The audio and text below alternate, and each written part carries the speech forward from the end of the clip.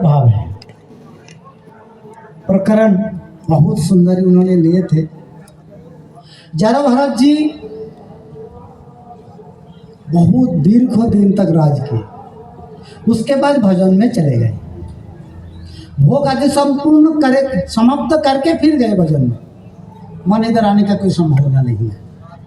क्या अकेला भजन करते थे। इस प्रकार है उनके शरीर में सात्विक भाव आ जाता था भजन करते करते। आंखों में आंसू आ जाते थे जिसके कारण देख नहीं पाता था। कंठ गदगद हो जाता था जिसके कारण बोल नहीं पाता था।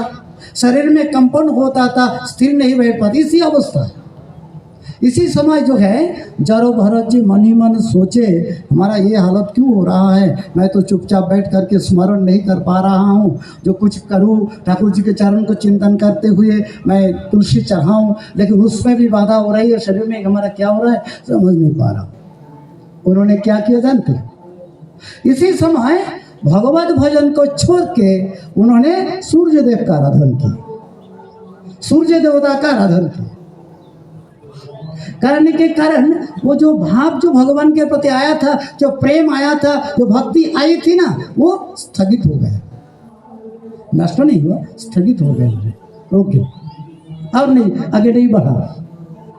जिसके कारण ये भगवत भजन छोड़ के देव देवी की उपासना करने के जाए तो उनको यही दोष लगता है जो उनको भजन से उनका विघ्न भजन में आएगा ही आएगा।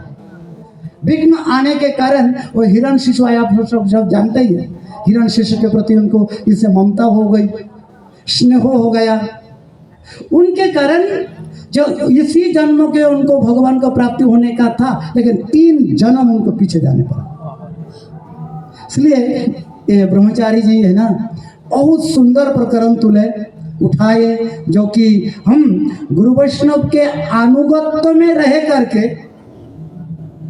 यदि भजन करें, हम वैष्णवों के गोष्ठी में रह करके यदि भजन करें, तो हमारा जो त्रुटि आदि जो है भजन में कहाँ हमारे विघ्न आ रहा है, किस मार्गों में जाना है, जब हम भजन को समझ नहीं पाते हमें किस मार्गों में जाना है, उस समय वैष्णव लोगों के अनुगत्य में रह करके उनको उपदेश को स्वीकार करते हुए, श्रद्धा करते हुए यदि हम मार्ग में चलते हैं तो हमारा मंगल जरूर होगा। अवश्य ही हमारा मंगल, पतन होने का कोई संभावना ही नहीं।